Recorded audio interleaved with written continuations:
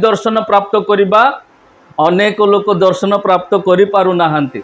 दर्शन प्राप्त करबा कहले हम मानकु गोटे गोटे यूनिक कैरेक्टर बा स्वभाव आचरण रहिबा को पड़िबो। समस्ते दर्शन पाई परिबे नाही।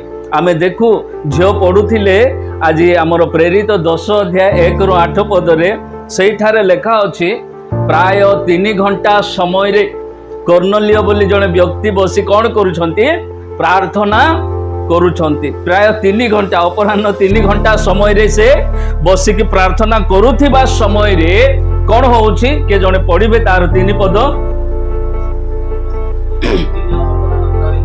से दिन प्राय 3 घंटा समय रे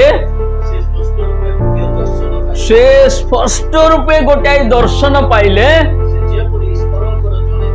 से जेपरी ईश्वरंकर जने दूत हे कर्नेलियो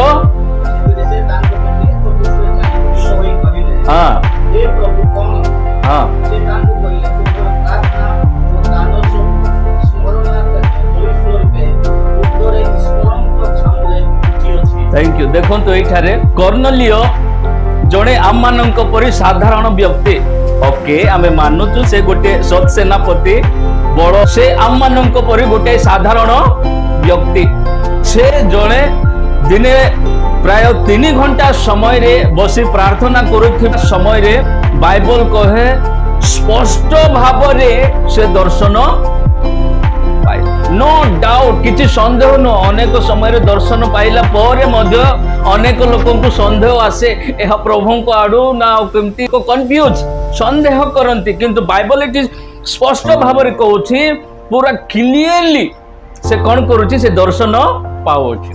मो गोटाए प्रश्न करिबे आपण माननकु से व्यक्ति जे आम मानक परि साधारण लोक से केमिति एते स्पष्ट भाव रे प्रभुंकर दर्शन पाइले।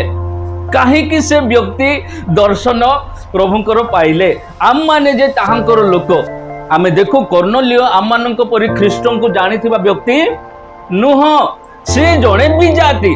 आमे जन्मरु प्रभु को जानो प्रभुंकर सेवा करी आसुछु प्रभुंकर गौरव करी आसुछु प्रभुंक ठारे प्रार्थना करी प्रभुंक सहित आमर गोटे घनिष्ठ संपर्क अछि। तथापि आम माने दर्शन पाइबार बहुत कष्ट।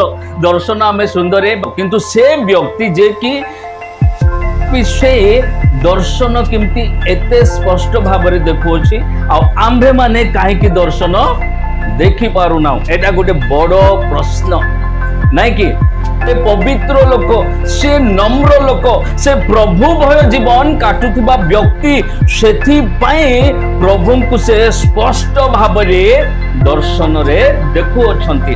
प्रभु आज आम मान को मध्य से ही कथा कहू अछंती आपण माने आम माने जदि हमर मन को शुद्ध करिबा तेबे आमे प्रभु को दर्शन प्राप्त करि परिबा।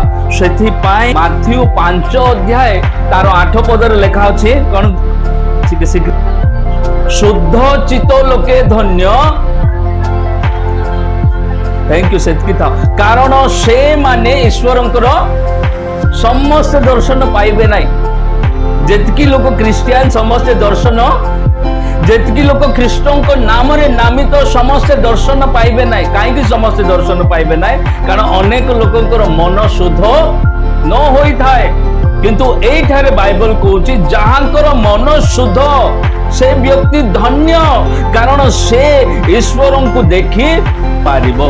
तो आज आम मानकर कर्तव्य इट्स टुडे आवर रेस्पॉन्सिबिलिटी कौन कि आम माने क्यों प्रकार आमर मन को शुद्ध करिबा।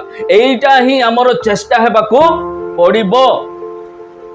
प्रत्येक मुहूर्त रे आमे जे ख्रीष्टंकर लोक माने आमे जे ख्रीष्टंक नाम रे परिवार नामित अछि आम मानन को चेष्टा करिबा को हेबो कि मु मोर मन को केउ प्रकार शुद्ध करिबी ताकि मु ईश्वर को दर्शन द्वारा देखि पारिबी। एई चेष्टा सबु बेले करिबा को पड़िबो। बाइबल